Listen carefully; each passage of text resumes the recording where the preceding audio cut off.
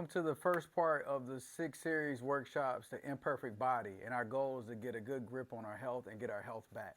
This week we're going to be talking about getting your metabolic house in order. Getting your metabolic house in order is essential for you to just be healthy. So that's one of the first things that I started with. Well, then the question might be is, what do you mean, Doc, by metabolic house or metabolic systems or metabolic syndrome and all these different things? Well, basically, when you talk about metabolic health, you're talking about a measurement of how all these processes function in your body, all the way from your cholesterol, your blood pressure, your blood sugar, your body composition, and I'm going to talk about each of those briefly in a second. But when all those things work together, your body's working more efficiently, and it's not a lot of stress on your body, which could cause a lot of different diseases like heart attacks and strokes. So before you can be overall healthy, you want to make sure that these things are in check. So let's get into the first one. First one that you can't overlook is blood pressure. Blood pressure, normal blood pressure should be 120/80. When you look at people, a lot of times you can't tell if they have high blood pressure or not, and you can't really feel it with some people, or most people. So with that being said, whenever that blood pressure starts to elevate, it puts more pressure on the heart, the kidneys, and that can actually increase the chance of having a stroke or a heart attack, or even your kidneys starting to fail. That's one of the things that you got to be very, very careful about. And you see a lot of people under large amounts of stress, and they actually can't function, and they're walking around in a sympathetic dominant state, and their body's always in that fight or flight, and there's constant adrenaline pumping, and that can elevate your blood pressure. Also, when your blood pressure is constantly elevated like that, when you're in a sympathetic dominant state, you actually put more blood flow to the muscles to actually do it and decrease blood flow to the organs. And that's important to understand that concept, because if you don't get the proper amount of blood flow to the organs, they aren't going to work right. So you don't want to overlook that. So get that blood pressure in check. Second thing is insulin sensitivity. Insulin sensitivity goes right along with insulin resistance. And how do you know if you have insulin resistance? A lot of times you notice it by constant fatigue, frequent urination, headaches, craving for carbohydrate foods. And what that means is your body has become sensitive to insulin, and it's almost starting to resist it. And that's where you get insulin resistance. So you got all this insulin floating around in the bloodstream, and then glucose floating around in the bloodstream. But the problem with insulin, if it floats around in the bloodstream really high, it's going to actually start to attack the organs, and it can cause a lot of other problems. A lot of times in normal blood panel tests, doctors don't measure it. There are ways that they can measure it, and you can chime in before to ask for those different kinds of tests, or ask your doctor to measure your insulin levels. What you'll see when you have insulin resistance, you'll see weight gain. You'll see fat on the back of the arms, fat around the midsection. You might also see headaches. You might not sleep properly. Those are different things. A clear sign is after you had a nice sized meal is extreme tiredness or sleepiness. That means your body's using all the energy to try to break that food down. Second thing is blood sugar levels. Blood sugar levels are critical, and that's fasted blood sugar levels should be below 100. There's different ways that you can measure that. Along with blood pressure, you could just get a blood pressure cuff.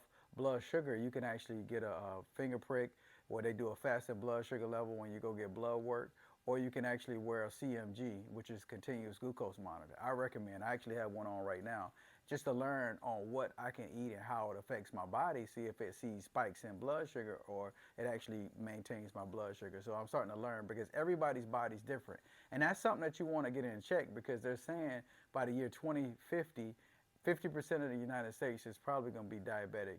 I know a lot of people in my age range right now are either pre-diabetic or already diabetic. And you don't want those issues that come along with that, because now if you don't change the behavior that caused it, it's actually going to cause more problems down the road. So that's one of the things you want to get in check.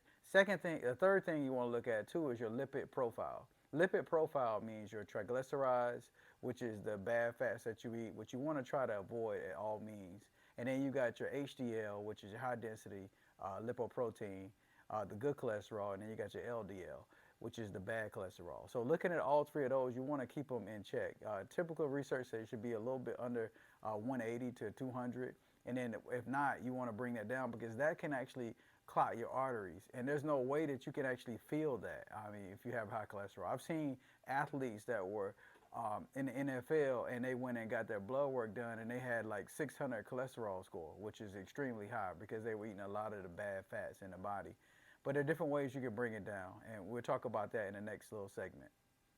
So lipid profile, you want to make sure that's in check. So when you look at that, you're looking at those and you understand exactly what they mean. If you don't understand what they mean, you need to ask so you can get a clear interpretation and understanding ways that you know what it is so you understand how to deal with it. And then looking at body composition, which is last. Body composition is important because a lot of times we look at BMI, which doctors don't really look at so much anymore, but basically looking at your waist circumference, if it's over 40 for a male and if it's over 35 for a female, usually if you have 3 of 5 of those things that I just talked about that are out of whack, it's what you call metabolic syndrome. If you know if your body composition is not healthy for your size, so if you are 5'2" and you weigh 300 pounds, that's probably not that healthy for you. You probably got insulin resistance, you probably got some blood pressure issues, probably got some other things. Sometimes you can have people that could be that height and that weight and not have any issues, but it just be a lot of stress on their bodies. So obesity is one of the things that I look at. That's why I always work with patients on losing weight. You got to lose some weight. A lot of times people are in my office and they're hurting just because of the fact that they're overweight and they're putting unnecessary pressure on the different parts of the joints of their body. So with those, how do you fix this, doc? How do you actually work with people to actually get that down? As a chiropractor, within my scope of practice, I work with people on weight loss management, lifestyle management. But by any means, if you got doctors' prescriptions to take medications, you need to continue to take your medication. But you need to get with your doctor to actually set up a plan on maybe ways that you can possibly reduce the medication or you can possibly come off of it one day. And you can do that simply by lifestyle changes. And there are certain instances where people need to take medication, so I'm not advocating whether to tell you to stop taking stuff or to keep taking it, but you need to, that's a good relationship between you and your doctor. I'm just here to provide some insightful information so that you can understand what you could do to actually better serve your body so you can be the healthier version of you. So how do you do it and how do we work with some of these things? You want to get a nutrient-rich diet.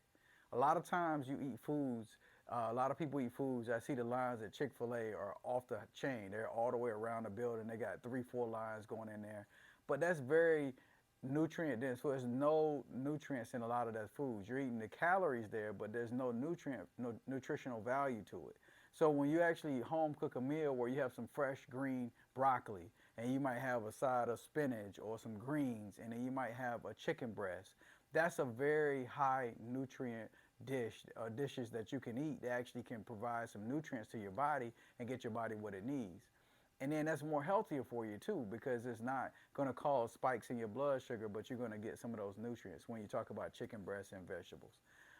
When you're looking at those things too, you want to make sure that you actually encompass getting what we call your micronutrients. You want to make sure that you get your protein in. You want to make sure that you get your healthy fats in. And these are like polyunsaturated fats and monounsaturated fats. These are healthy fats like in avocado, coconut oil, and the list can go on and on. You can talk to a nutritionist to find out more information about that. And then you got to have some carbs in there because you got certain things that your body needs to actually keep going. But you want to limit the carbs, in my opinion. I'm not a high carb person because that can tend to spike most people's blood sugar and actually ultimately lead to like diabetes if your body's not converting it well. And then the other thing you want to do too, the second thing you want to do to actually do it is you want to get the right amount of sleep. I mean, sleep is important. I'm constantly finding better ways to get better sleep. I never thought I'd be at the age when you're like, man, I got a good night's sleep tonight, right? And when you're looking at that, you want to aim for between 7 and 9 hours of sleep.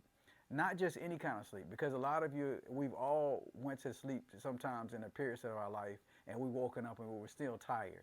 Well, that's because we didn't hit deep sleep or we got very little REM sleep. So when you break down the stages of sleep, you got light sleep, you got REM sleep, and then you got deep sleep. You want to make sure that you spend about a third in each of your sleep patterns. So if I'm sleeping, let's say 8 hours a night, right? I want to make sure that I spend about 2.5, an hour and a half to 2.5 hours of sleep into light sleep. Then I got some deep sleep, and then I got the REM sleep. If you get that deep sleep, you will wake up feeling so refreshed. Your day tends to go by better. Your memory sharper, you're more alert, and you don't typically need those sugary energy drinks just to keep up. And the coffee first thing in the morning. So make sure that you're getting the right amount of sleep and then cut down on the caffeine to give you that kick. That's your body trying to tell you that you're not getting enough sleep. The other thing you want to do too is you want to exercise regularly. You got three different ways to exercise. I always talk about that. Number one, you got to do some kind of strength training. Cardiovascular training is very important, but strength training is just as important as cardiovascular strength because cardiovascular fitness. And then you also, the older you get, you need to do flexibility training. Flexibility training is like yoga, stretching. You got to loosen those joints up. As we get older, they tend to stiffen up. Very, very important to get a stretching routine in your life, at least 2 to 3 times a week. You know, not just 5 minutes here, 5 minutes there, but at least a dedicated time to where you're spending, 20 and 30 minutes just stretching. It could save you so much pain. It could actually make you feel better. You feel looser. But getting back to strength training actually makes your body stronger so your body can support yourself. A lot of times our posture changes because we lose strength. That's for all my people sitting at home behind desks all day. You got to make sure that you're moving, you're staying active. And a lot of people aren't going to the gym like they should. For women, it can decrease the risk of osteoporosis. It can make your bones stronger. It can make you live longer. You want to be able to, if you get on the floor, to be able to get up off the floor. And a lot of people over the age of like 60 and 70 can't do that. They're laying there for a certain amount of time. And then that can actually put more stress on the joints, which will cause you to have more different kinds of pains and ailments that can come along with that. Cardiovascular is very important too because that's where you actually train the heart, and that's where the heart is the muscle that pumps blood throughout your body, and it never stops. And you don't ever want it to stop because you wouldn't be here. But that cardiovascular health is critical because that's where your body actually starts to push the blood out. And now if you got blood that's thick, that's got high glucose levels in it, it's going to be harder on the heart. It's going to be harder on different other organs. So you want to make sure that you keep those in check. And then last but not least, you got to practice proper stress management. What do I mean by proper stress management? You just got to manage stress. You got to learn how not to function in stress so much. And I had to go through that a period of my life where you had to say, look, I got to eliminate certain things that are stressing me so that I could actually spend more time in what we call a rest, repair, and digest process and heal so your body can heal. If we're always in that sympathetic dominant state where it's fight or flight, got to do this, we're not managing our stress properly. We're handling it. It's like juggling. At some point, you're going to get tired of juggling. You're going to drop the ball. And when you drop the ball, that's when you end up getting sick or some other things happen because it can decrease your immunity. It can cause you to have lack of sleep. It can cause digestion issues. It can cause so many other issues that you don't want. But I hope that helps right there. But getting that metabolic house in order is essential for you to move forward. As you follow me on this journey, we're going to talk about other things that we got to get in check to get our overall body in the best way because it is not perfect. Nobody's perfect. And that's one of the things that I want to make clear. But we're all work in progress. And I just want to help you get to your health journey to where you want to be. Thank you, and I'll see you next time. Bye.